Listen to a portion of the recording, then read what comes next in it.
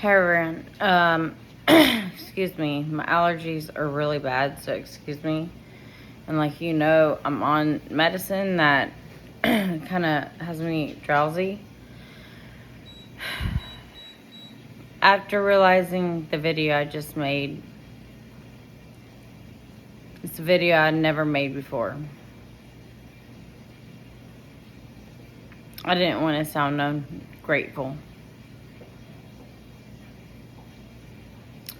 I'm tired of being heartbroken. And I apologize if I offended anyone. But it's really weird? When I checked my ratings within, I don't know, I think my video was like 20-something minutes long. At the time when I first started, within minutes, I had 7 views. By the end, I had about 12. Go back and see the views I have now. So I must have said something YouTube didn't like. That's what it was. So they took my views away that people agreed with. But that's not what this is about. I don't care about views. I don't care about money. I don't care about my like how many subscribers I have. I care about my subscribers. I don't care about how many I get. Because my point of making this was never about gaining subscribers. It was to reach out to people that were in my situation. And I apologize if that offended you and you maybe were the one that took the likes away. But it went from like 12 likes or something. Or first it started at 7, then 12, and now it's down to like 2. So I must have said something that was insensitive. Somebody reported me again, whatever. But after realizing, posting that, and I made that video earlier in the day after I got stood up again for the second or third time this week. And that happens continuously through the months. And I guess out of frustration, I just was, after missing my son's play, missing t-ball games and soccer games and basketball games to be there for you guys, my frustration finally came to a boiling point after today when I had a schedule appointment and they were no call, no show, no explanation. And then on top of that, all the other people that I talked to for hours on end, which I learned my lesson, that after getting 3 to 4 hours of advice, which is tiring on my end, because I have to hear everyone's story, everyone's story is a very similar story. Stupid fly. I sit through it and I listen because I care. And so, first off, I want to apologize if I came off anyway, because you guys know that I'm a very loving, kind person. But today I want to come on here and talk about healing. And I think that's what the frustration was on my video that I just posted last. See, when you're healing and you're trying to reach out and help people, and people do you wrong at the end after helping somebody tremendously, and you're putting your heart, soul, and effort, and you're missing your family events to do so, because I find that stupid fly is really important to that person's mental health and well-being. It just upset me. And so let's talk about healing. When you're in this state where you're really angry all the time and you're really just like at the point where you don't know what to do anymore, and you're watching my videos and you're trying to figure out what to do because you're stuck in the situation and you don't know how to get out of it, first off, take accountability that you are in this and that you allowed yourself to be in this. And I know that sounds horrible because I did it. I allowed myself to stay there, to make other people happy, to keep the family content, to not disrupt the family unit, to be welcome, to be loved, to find that cherished, to find that welcoming, and all of that. And I thought by sticking around, I would be able to eventually get that, even in the face of abuse, or even in the face of ridicule, or gaslighting, or cognitive dissonance, or just having undermining things happen or say to you that maybe wasn't in front of people or was in front of people. But because the person that you're with is so used to it that they don't see it until you bring it to their attention, which eventually leads you to arguments, and that's the worst thing you can do. And so in many ways I blame myself for allowing it for so long. I have the power, you have the power to stop it. Who cares if it disrupts the family unit? Because if you are getting ridiculed and gaslit and having little things said to you that maybe you and the narc talked about in private that was being used as a joke or used towards you that nobody knew that was said or talked about in private, it can really hurt you because other people don't know, right? So they're doing these things to trigger you. And when you find yourself in those moments that you're being triggered and you're trying to heal at the same time, the best thing you can do is stay silent around those people who are intentionally trying to manipulate the situation into triggering you.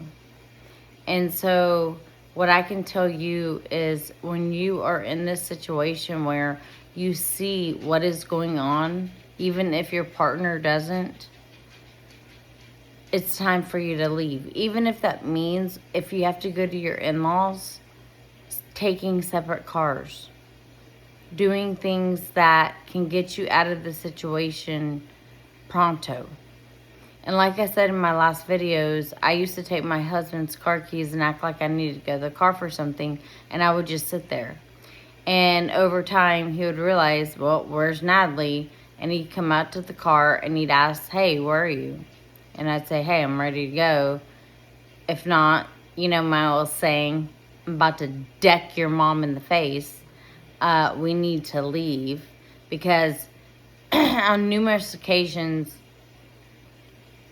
when she was using underhanded techniques to trigger me, to get me upset in front of family members, to embarrass me, and then play the victim, and then go around after we leave, or even while we're there, and say that I was a problem and things like that, I used to go to the bathroom and cry in private. I didn't tell my husband for many years because I didn't want to hurt him. But then it came to a time where I ended up telling him that, you know, those 10 minutes, not when I was in the car, but in other times, 5-10 minutes that you didn't see me, that you thought maybe I was outside playing with the children or talking to other family members. I said, did you not notice I disappeared? Well, no, because I was busy here talking to this person, that person. I said, no, honey. I was in the car. I was in the bathroom crying. And then I had to reapply my makeup to pretend like I wasn't. To protect you. To protect your family. To make people realize that your in-law didn't hurt me. Because I didn't want to embarrass them. I didn't want to cause a scene. I didn't want people to think that I was overreacting. And see, these other people don't realize that you're not overreacting. that they're gaslighting you to make you react like that. And they want you to come out of that bathroom crying and making yourself look like a fool. So that way when other people in the family and friends come up to that narcissist and say, what's wrong with Natalie? They can play the victim and say stuff, who knows what they say. We don't know. Sometimes we know, right? Sometimes we know what they say. And it's a really hard situation to deal with. But if you don't, my partners back me up, and I know a lot of partners do back their wives up. But if you have a golden child or someone that does not see it, like a scapegoat, unfortunately, because a lot of times the scapegoat and the golden child gets their roles switched once the golden child gets a girlfriend. So it switches. And so that's the difficult part about this, is that the used to be golden child can't see it because they have been switched, and they don't realize they've been switched until a little bit, maybe even years down the road. Okay? And so when that switch happens with the golden child and the scapegoat starts to protect the mother more, because it is a psychological switch when it comes to the scapegoat realizing now they are the golden child, and the golden child is now the scapegoat. So although the switch has occurred, the scapegoat tends not to remember what happened to them in the past. And now, because they're getting that validation that they never had, that the golden child had, they don't recognize what is going on in the relationship with you and the new scapegoat, which used to be the golden child. See, the scapegoat, before the reversal happened, took the bare brunt of the abuse. This is why, if you've ever noticed, the scapegoat who has now become the golden child, or even before, the scapegoat is always the funny one, making fun of situations. When their mother is acting out of line or hurtful or hateful, they make jokes about it, okay? They make fun of situations. They ignore their mother, okay? They do things where they do not see what's happening to you because they have been abused so bad that there has been a block in their mind, a traumatic block in their mind that stops it from the moment that they switch roles from the scapegoat to the golden child. So when this occurs, they tend to forget all the ABUSE that happened before the switch. Now, before the switch, the scapegoat has been looking for validation in that mother for a very long time. So when the switch happens, they make excuses up for their mother to get that validation, to get that love, to get that acceptance, because the golden child once was getting that and the scapegoat wasn't. So when the switch happens, like my husband and brother, the new golden child does not recognize, because of psychological amnesia, and they do not believe the new scapegoat, which is your husband, okay?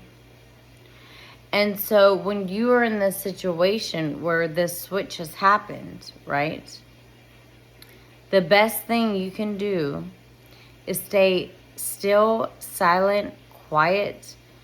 I always had this phrase. God, why can't I remember it? See, it's a long day, guys. Quiet, content,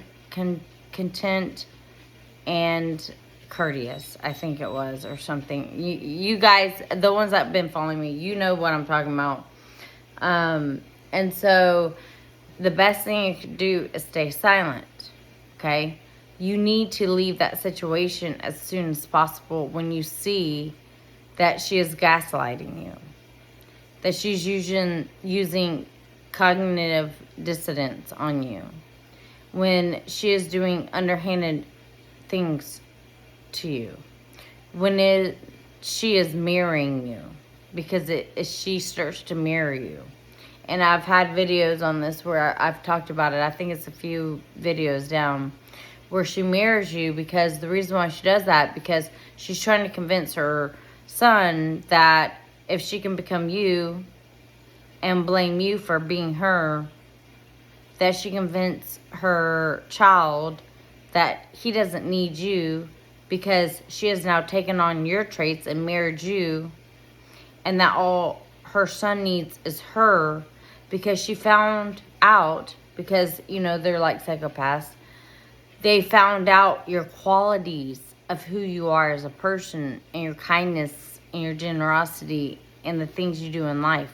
This is why they do things like dye their hair blonde like mine, start wearing clear clothes like you, start working out at the gym like you, like me, like mine, start being interested in things that you're interested in, they were never interested in.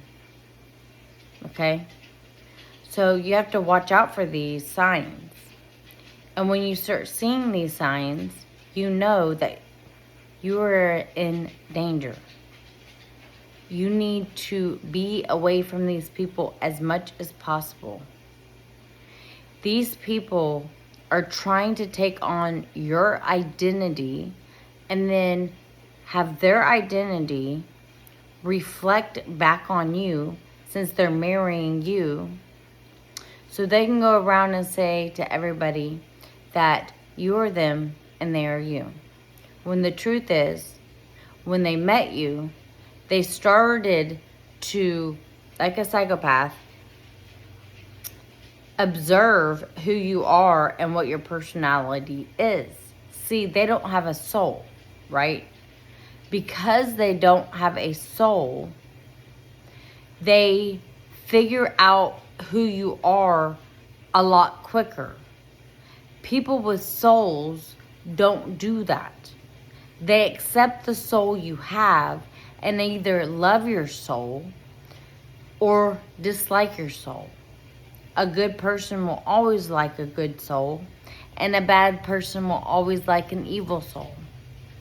And so when they find that you have a good soul, they will find ways to kind of, like a snake, slither through the grass and enter your soul to find out who you are. Now, if you have a bad soul, you'll be their best friend. They'll love you. They want to be best friends with you. They want to do evil things with you. They want to convince you to change their child. Things like that, right? So, when you're in this situation where you see what's happening, you have to run for the hills. Not so much that maybe you do need to leave your partner if you're not married.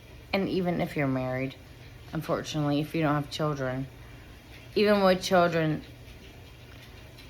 you might have to leave, especially if you're married to the golden child. And a lot of people say, well, I'm married to the golden child, and he left his mom, and we're no contact. But what you don't realize, if you really psychologically evaluate and read the DSM, and you understand what's really going on, is that when you came into their life, regardless if they have brothers or sisters, that mother may have either used that child as a scapegoat, a forgotten child, or a golden child.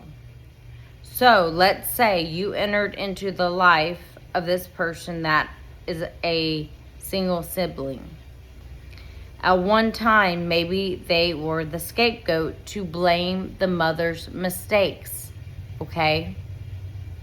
So when you enter, all of a sudden that scapegoat, that only child, becomes the golden child, because they do this to convince their child that they do have love, compassion, empathy, and all these things, to trick their child into believing that they do not need you.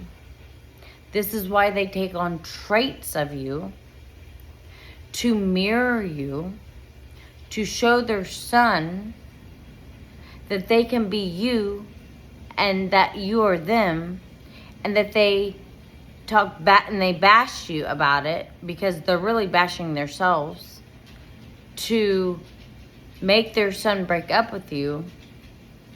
And then once that happens, guess what? That golden child reverses back into the scapegoat to blame all of the mother's failures onto the child. Like dating too many men, not finding the right men, bringing men in and out of her life, doing drugs, going out to bars, being gone all night, expecting her child to cook and feed himself, and leaving their child at home at like 7 years old so they can go meet men and hook up and all this. Okay, I know this. I know this from personal experience. I'm not gonna bash my mom. I love my mom. Okay, she has mental illness. She did things that she shouldn't have done. Luckily, I had my dad. But she learned from that. She grew from that. And everything is good. But she does have narcissistic ways about herself. She's getting older. And she's gotten meaner. Now, there's been short times that she's been nice. But it always comes back to really nastiness in her. After she realizes what she's done, because then nobody wants to speak with her. Nobody wants to visit her. I just got off the phone with her the other day, talking about nobody wants to visit me. My children have resentment towards me. My older son talks crap about me. Nobody wants to help me. Natalie, you don't fly down to see me. This and that. And Mom, I love you. If you watch this channel, because I know you do sometimes, I'm not talking badly about you. Your parents died by a 16-year-old drunken driver when your parents and your brother were going to church at 7 a.m. Okay? They both died when you were in high school. Your youngest brother was 5. There was 5 children in the family, and your aunt screwed you out of hundreds of thousands of dollars to take care of you and sent her kids to college instead of you. You lived a horrible life. I understand that. But you also did a lot of selfish things. And I understand that my dad, in your eyes, weren't the best dad. And maybe to him, he wasn't the best husband. But he was a good dad to us. I didn't experience the things you experienced. So excuse me, and this is off the subject. But narcissists get worse with age. And I love my mom. She is a very kind person. I'm not saying that she's like 100% a narcissist, but I think there's been things in her life that made her a selfish person, because she had no other choice, because she had no one else helping her. So she had to fend for herself. So it doesn't necessarily mean she's a narcissist, but as narcissists, my point is this, and this isn't to you, Mom. I love you, Mom. Narcissists get worse with age, okay? So they get nastier, meaner, crueler, and it never ends. Okay? And so what you have to understand is that if you're in this situation, you personally have to exclude yourself out of that relationship, regardless if it is going to cause an uproar for months in your house. Because it did in mine, not months, I would say a few weeks. But or not even a few weeks, like a week. Like once I laid the law down, my husband was 100% on my side. He understood because we went through it. Like I've told many stories.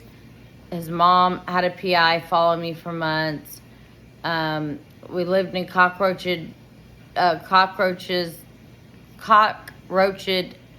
crack-headed hotels where the hotel owner kept approaching me for SDX to pay my bill, things like that for that room.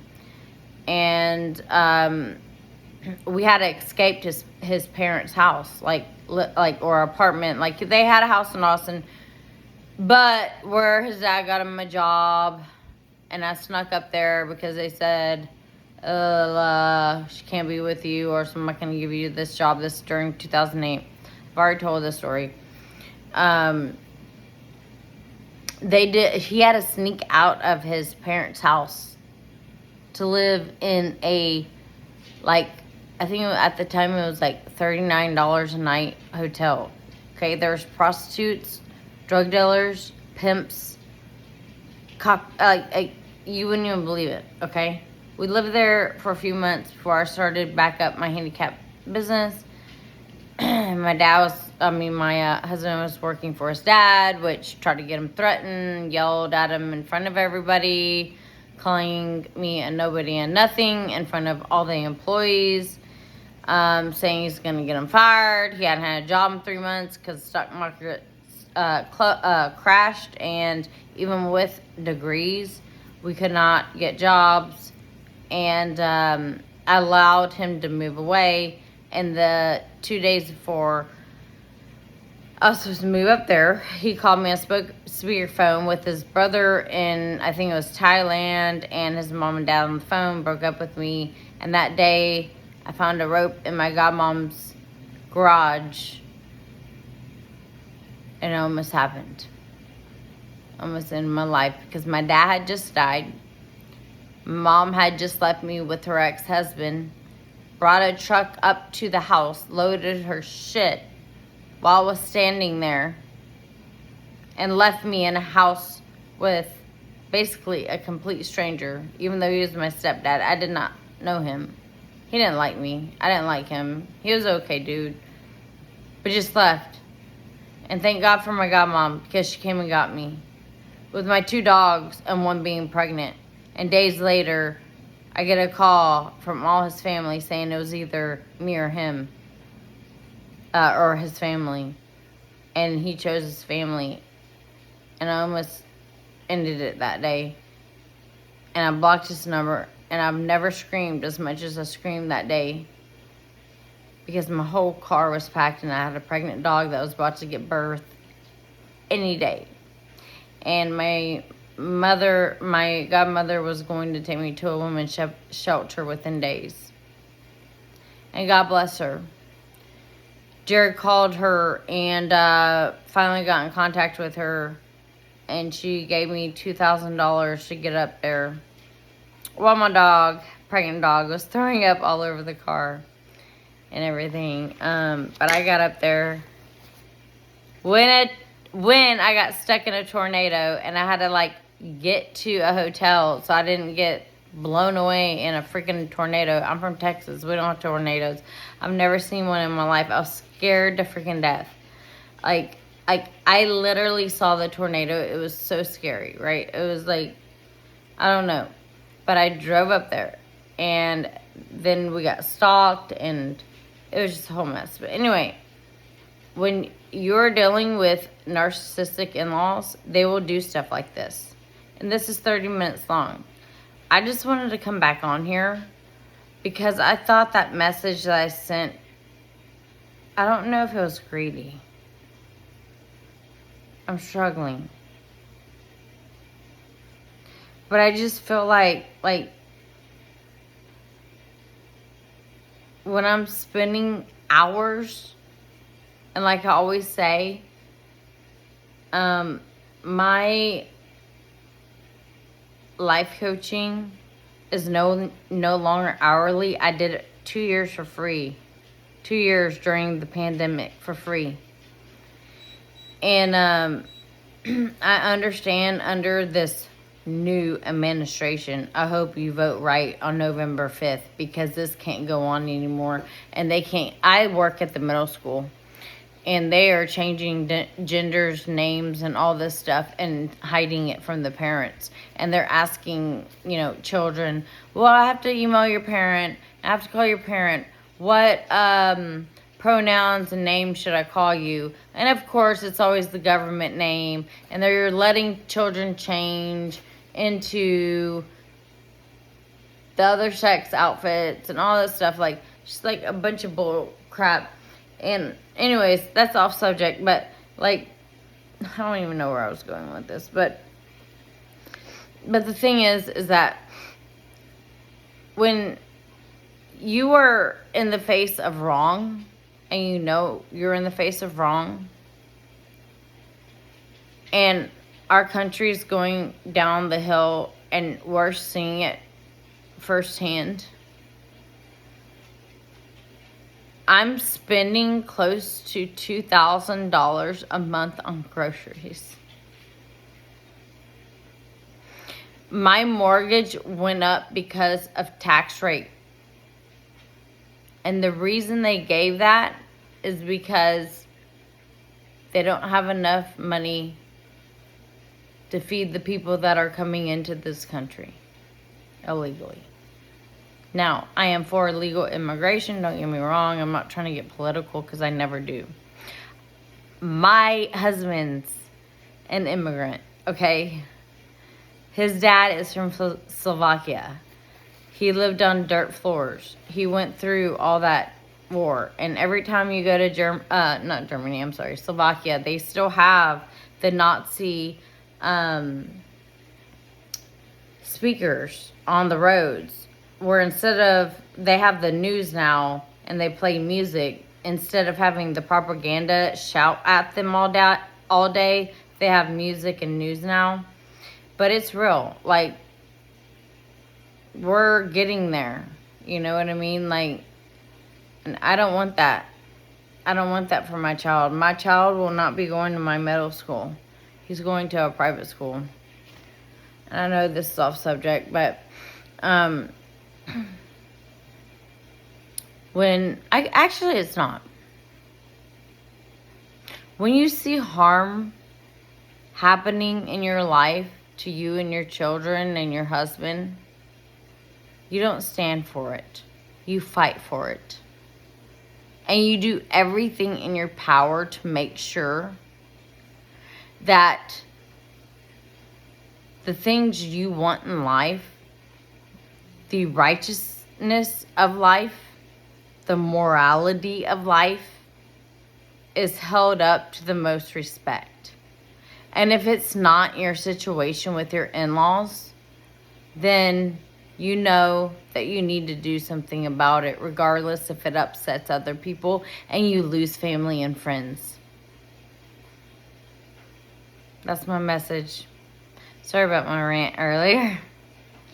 Peace, love, harmony, guys. Love y'all. Bye.